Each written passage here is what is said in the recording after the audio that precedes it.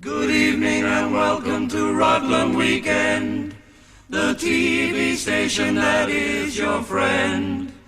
The razor blade four are here for you, the sharpest harmony group in view. So we say hi and low.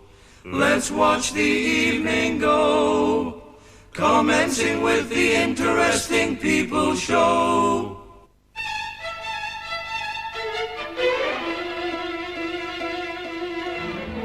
Hello and welcome again to Quite Interesting People. Tonight on the programme we have a man from Sussex who worries sheep. Hello. Good evening, Mr. Mandible. And what exactly do you do? Well, Franklin, I worry sheep. How? I scare the pants off them. Well, enough of this interesting chit-chat. Let's see you in action. Rightio, well, I have brought along a sheep.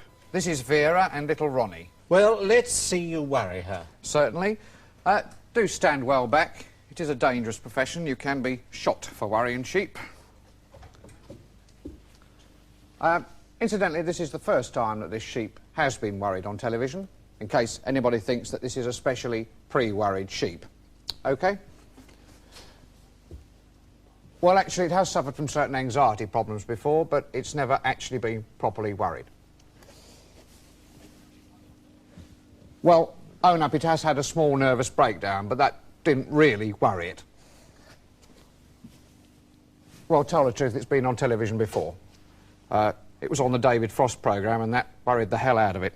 So, as you can see, the sheep is already very worried. Sorry about that. Could we have another sheep, please? We've only brought one. Oh, dear, what a blow. Well, thank you very much, Eric Mandible, Vera and little Ronnie. Oh, not at all. Look, I'm only sorry I messed up the worrying. Oh, don't worry. Don't worry, that's all I ever do. Worry sheep, worry rabbits. I've got to try and worry a cow next week. Is that hard? Terrible, they're optimists. I've tried worrying chickens, but they're too dim to worry, and you say don't worry. Oh, yes, well, I'm sorry. Thank you very much. Last week, the London Zoo called me in to worry a llama. A llama? Yes, they had this cocky llama. It was getting above itself, and would I take it down a peg or two? How do you worry a llama? With difficulty, arrogant beasts. I had to resort to an old philosophical trick. What was that? I kicked it in the ghoulies, and you say don't worry. Oh, yes, well, thank you very much. Well, come along, Vera. Let's go and have a drink in the canteen. For being on the programme. And now our next guest is a Mr. Wilfrid Cribbage from... From. From... From. No, from... Yes, from. From. Oh, I see, I'm sorry, yes, from Frome. Yes. And Mr. Wilfrid Cribbage is a Madam Butterfly collector. What exactly do you do? Well, I have the largest collection of Madam Butterflies in the world. My hobby is collecting different species of Madam Butterfly. In what way? Well, Germans, Italians, sopranos, anyone who portrays the dusty, tragic heroine of Puccini's classic light opera. Where do you get your Madam Butterflies from? Frome? From? Yes, do you get them from Frome? From the garden. From your Frome garden? From Covent Garden, Sadler's Wells, Glyndebourne, etc. Oh, I see, yes, I'm sorry. How does this differ from ordinary butterfly collecting? Well, of course, you see, it's far more dangerous. I mean, ordinary butterflies are tiny, insipid little things with wings you can easily pull off. But, I mean, trying to drag a 13.5-stone operatic heroine off stage in mid-aria, well, that's a totally different kettle of fish. Yes, quite. Well, what do you do with your Madam Butterflies? I mount them. I'm sorry? On the wall or in a display cabinet. Oh, I see, yes. Well, could we see them, please? Oh, certainly, of course, yes. Now, this one here, that's a French Madame Butterfly that I managed to pick up on holiday. Note the distinctive Madame Butterfly outfit. Yes, beautiful. Well, I had quite quite a struggle with this one, getting her off the stage, but the chap who was playing Monsieur Butterfly, he gave me a hand. Splendid fellow. Yes, well, that's a bit interesting. Yes. Would you like to ask me a question? No? Oh, I'm sorry, this seems to have fizzled out rather a lot. It started off quite well, yes. And then it sort of, well, suddenly stopped. Oh, well, never mind.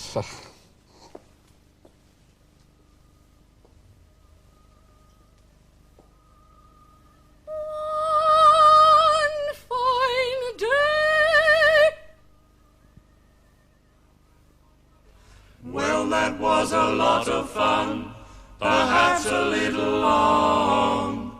So let's up the tempo a little and have another song. We'll all have a Guinness whilst you listen to the music of Neil Innes. Terrific rhyme. Thank you. Slick Willie was a shoeshine boy, working downtown 42nd Street. He had a little racket deed and out some packets, and no one ever saw him eat. Rita was a go-go dancer in a bar just across the street. While Willie shined shoes, Rita slung her boots to a hunky-funky junkie beat. Topless, a go-go, put a little shine on your shoes. Dress up nice, 'cause you're in paradise and you can chase away the mean old blues.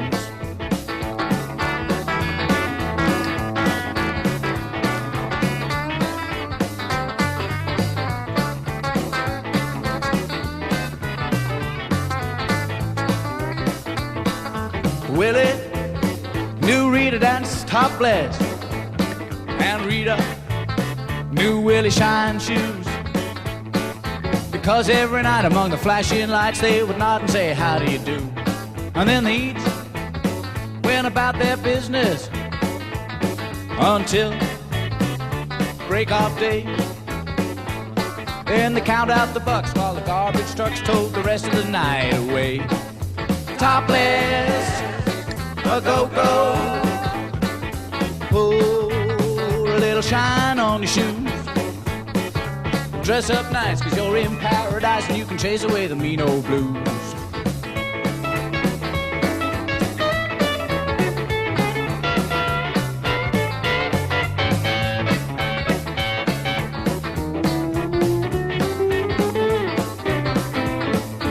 Willie was found in an alley, and Rita got stabbed by a drunk.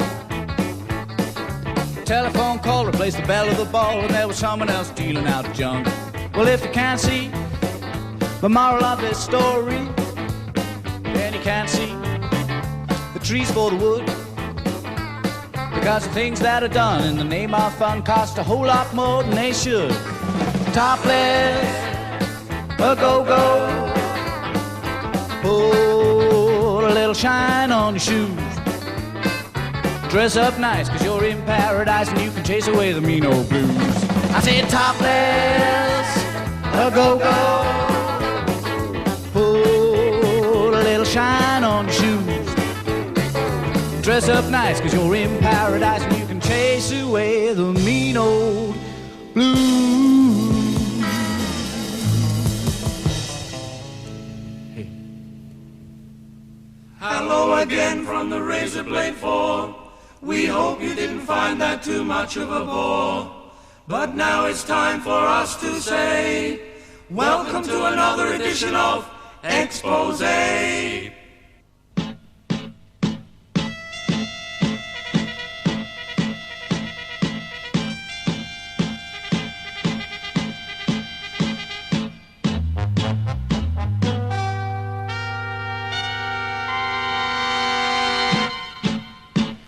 Hello. A vicious practice which is spreading alarmingly amongst married couples in the southeast and seems to threaten the very basis of marriage itself. Tonight, Exposé investigates. For a while, Kevin Pratt, who naturally wishes to remain anonymous, although naturally we're not going to let him, lived and participated in such a community where such a practice is rampant. Kevin, what happened on the night of the 2nd of August? Nothing. The 3rd of August, sorry. Oh, well, you asked me to be on this programme. You said if I didn't come on the programme, you'd get the police round Sorry, my what happened house. to you on the night of the 1st of August? Ah, well, yes. Yes, just tell us in your own words, please. They're on the autocue. Well, we all met at one of the couple's houses. I see, yes. And there was a lot of drink. What, Campari, Puntamess, Creme de Menthe, Suze, Martini Bianco, Cassis, Grappa, Schnapps, Eau de Vie? Beer, yes, that sort of thing. What happened after these drinks? Well, we all went into a back room. I see. How were you dressed? Pretty informally. I see. Anybody wearing ties? No, no ties. So, no ties? No, no ties. And this so-called back room, was it a bedroom? Well, yes. I see. So there was a bed in it? Yeah? A big bed, a bed where people could go to bed on if they wanted to go to bed? Well, yeah. And in the bedroom there'd be a wardrobe where they could hang their clothes if they took them off? Yeah. And maybe a bathroom next door with a bath in where they could wash themselves if they'd taken their clothes off or been to bed? Yes. How many people were in this bedroom with a bathroom next door with a bidet in? I don't know the exact number, but they were all married couples, you know. I see, so both sexes. Well, yes. What happened? Well, the hostess, she was a little bit tipsy, you know. Drunk, yes. Well, yeah, and she suggested that we all throw our car keys onto the bed. The big bed? Yes, and there was a lot of giggling, but eventually everybody did. I see. What happened then? Well, we each took a key, Yes? and then we swapped. Swapped. Swapped cars. Cars? Yeah, you know, some people got Cortinas, other people got Volkswagens. I ended up with rather a nice Rover 2000. That was it? Yeah? There was no sex? No? It seemed innocent enough, just swapping cars. It seemed innocent enough, just swapping cars. One woman whose life has been ruined by the selfish activities of these car swappers is Mrs. Wrigley from Monotony in Surrey. We took our cameras down to Surrey to invade her privacy. Mrs. Wrigley, what happened to you? Well, my husband had been on at me to swap our car. I thought he meant get a new one. I never dreamt. Take your time, Mrs. Wrigley, but just remember that film is bloody expensive. I'm so sorry. Not at all. Well, the upshot was that we attended one of those parties. I had a beautiful Renault. My husband made me throw the keys on the bed. And the next time I looked, this blonde brassy lady was going off with my Renault. I was left with a bloody Ferrari. I still can't afford the insurance. Cut the film, it's too bloody expensive with all this crying. A vicious practice? Perhaps not. A marriage wrecker? Well, perhaps, maybe, hardly. But it is just possible that the activities of these car-swapping clubs could lead to, say, a simple misunderstanding over an insurance form, which could lead to a quarrel, perhaps becoming a fight, with people taking sides, becoming a street battle, leading to gang warfare with sectarian violence, bombings, shooting, retaliatory killings, eventually becoming all-out warfare, and finally, total nuclear war, which destroys the entire world. Not very likely, perhaps, but certainly worth worrying you with. Next week, we'll be looking at sex in the theatre and wondering whether the audience shouldn't wait until they get home. So until then, this is Mortimer Baboom in the Exposé studio. Miles from the older team, a midnight candle burned. I believe in believing, I'm deeply concerned. Walking down the runway, through the pouring rain, stretching out my arms like a supersonic plane. Godfrey Daniel, he ain't done nothing wrong. Let him go back to Ohio or wherever he belongs.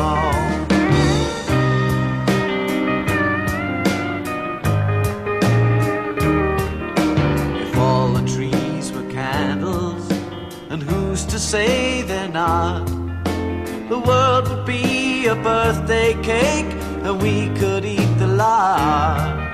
But too many cooks can spoil the broth, and a stitch in time saves 9. A bird in the hand is worth 2 in the bush, and I'll never change my mind. Godfrey Daniel, he ain't done nothing wrong. Let him go back to Ohio, or wherever he belongs.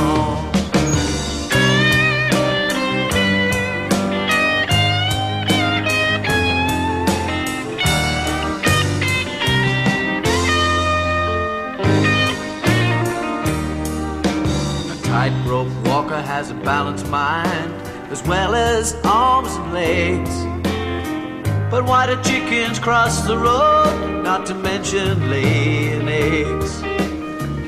I guess I'll never know or truly understand. Anyhow, it's not just doorknobs that come off in your hand. Godfrey Daniel, he ain't done nothing wrong. Let him go back to Ohio, or wherever he belongs. Godfrey Daniel, he ain't done nothing wrong. Let him go back to Ohio, or wherever he belongs.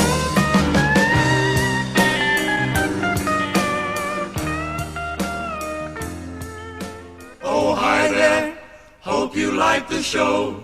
Some bits are good, other bits are a little bit slow. Bits, but this bit is our bit. We think it's a hit bit. And here's another tidbit. Alive, alive, oh. Another exciting edition of Rutland 5-0. Another major rhyme. It's a goodie. Thank you.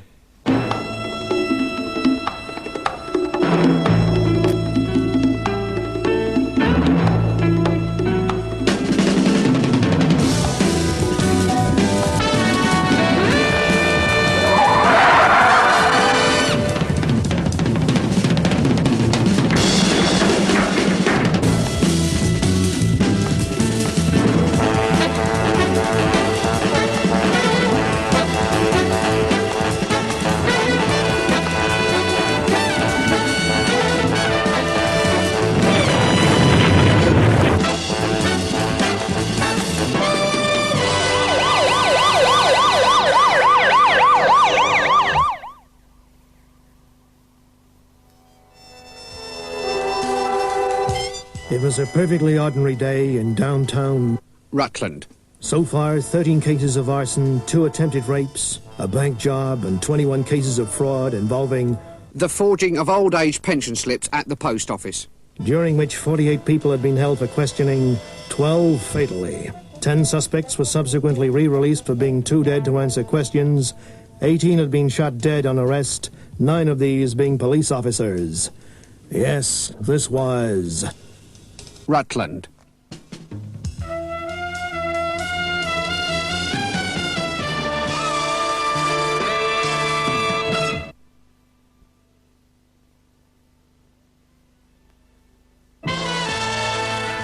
It's been a perfectly ordinary story so far in downtown Rutland. The police force have pulled in and detained 8 men still alive for questioning, and so far, we haven't even seen a crime.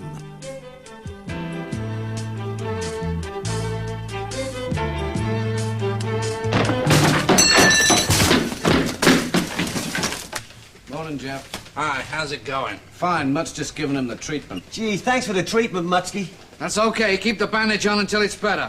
Okay, right. Now then, talk. What? Talk, damn you. I won't talk and you can't make me. You just talk then. Well, I know I talk then, but I'm not going to talk generally. You're still talking. I'm not talking. Of course you're talking. Isn't he talking? He's talking. Are you talking, you dirty double-crossing swine? I'm not talking. Of course he's talking. Listen to him. I'll get you for talking. No talking. Who said no talking? I'm not talking. Shut up. I said no talking. Oh, he's not talking. I'm not talking. See? Well, he's talking and I don't want him talking. Wait a minute. I got an idea. We'll swap the guys over. The guy who's doing the talking, who's not supposed to be talking, can come and talk to me. Great. You? No talking. Gee, thanks again for the treatment. It sure feels better. Shut up. Okay, now then, talk. He said no talking. Shut up and talk. Mutsky's idea worked like a dream. After 4 hours, the suspect started to sing like a canary.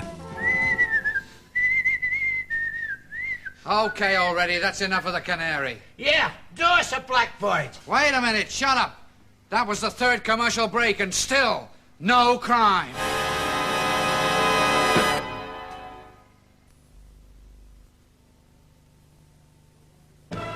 So far, the police have been baffled by the absence of a major crime. All their leads have led nowhere.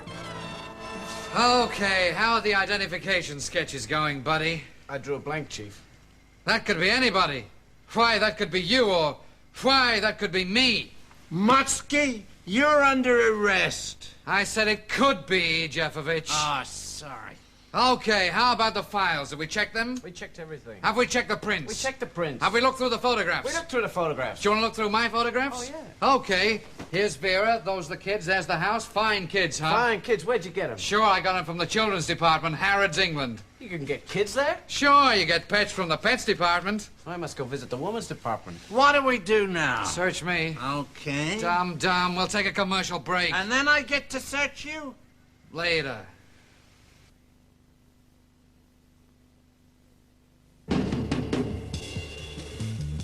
During the last commercial break, events moved fast. Con Mahoney, a hard con who'd done a stretch for persistent parking offences, broke out of Sing Sing, a Broadway musical, hijacked a Transworld Airlines jet and flew it to nearby Biggleswade.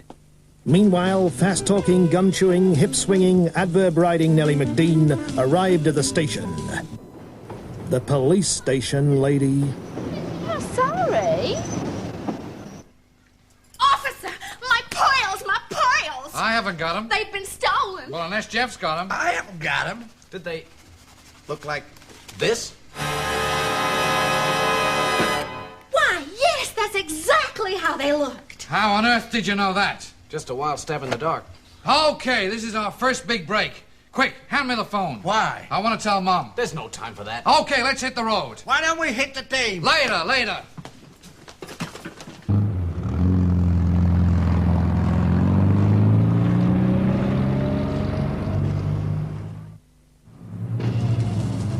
Things were looking up. While they hadn't cracked the case, they'd finally gotten out of that set. Rutland 50. Hey, that's Daltrey. It's a nice moon. Sure is. Rutland 50. 50, reading Tommy. Come in, Daltrey. Proceed urgently. Pick up suspect on the Entwistle Road, the B449 with the Townsend. Roger, Daltrey. The who? The suspect. No, I said the who. Yeah, I know. You think this stuff is easy to write? Look out, over there! What is it? A commercial break! Avoid it. That was close. Look out, there's another one.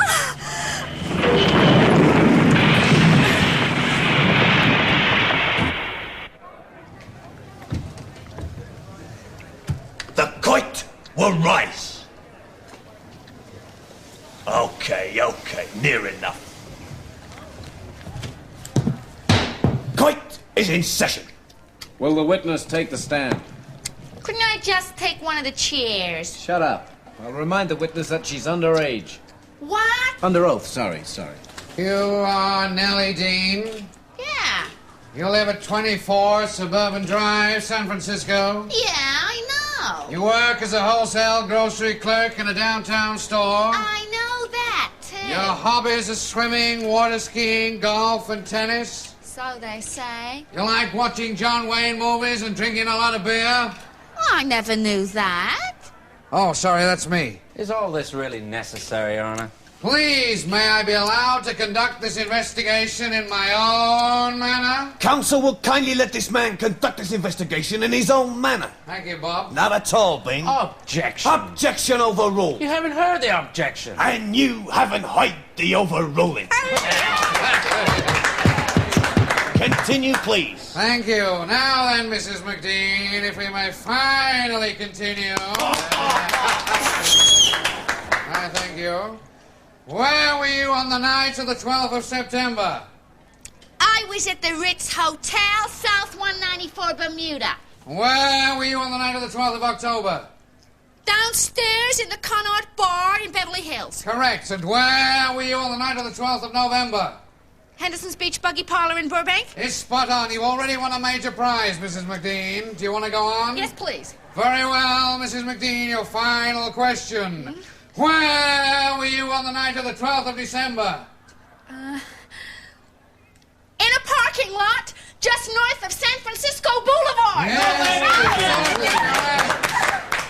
Well done, Mrs. McDean. Now then, I'm offering you a choice of 6 months suspended sentence or a 1 to 5 stretch in Sing Sing the musical. On Broadway. The touring version, or, Mrs. McDean, I'm offering you the full confession scene. Quiet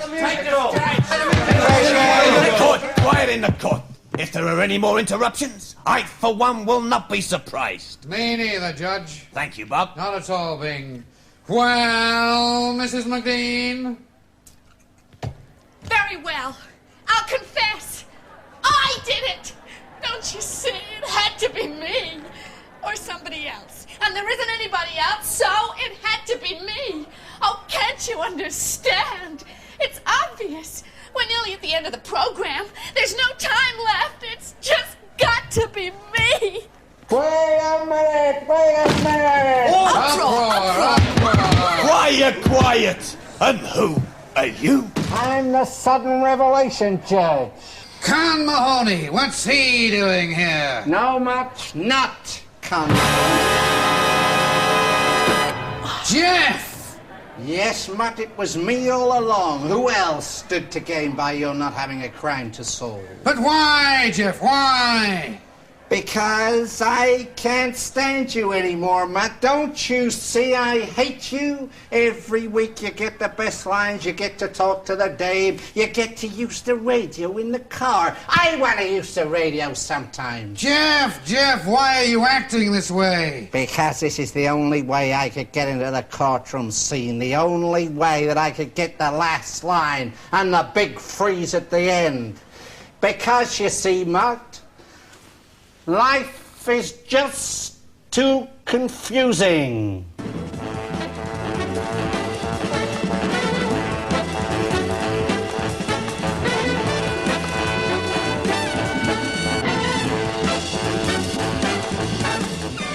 Well, there'll be another episode of Rutland 5-0 next week, when it'll be Mutt's turn to break down and confess.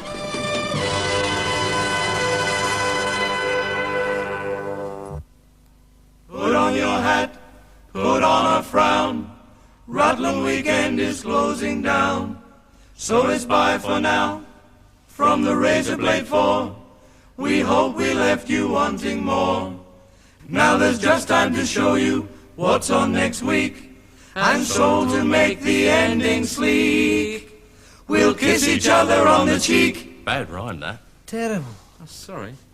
On Thursday night, Rutland Weekend will be broadcasting the whole of the second act of an opera from Glyndebourne. Of smoke arising through the sea, on the far horizon, and then a ship of Well, there'll be more of Madame Butterfly, hopefully, on Thursday. Da da da da da da da da da da da da da da. Hey, hip ho. Da da da da da da da da. Squiggity gop. Da da da da da da da. Ooh. Ba da da da da da da da. Hey. Da da da da da da da. Zazazoo. Da da da da da da da. Da da da da da da da. Ba da da da da da da. Ba da da da da.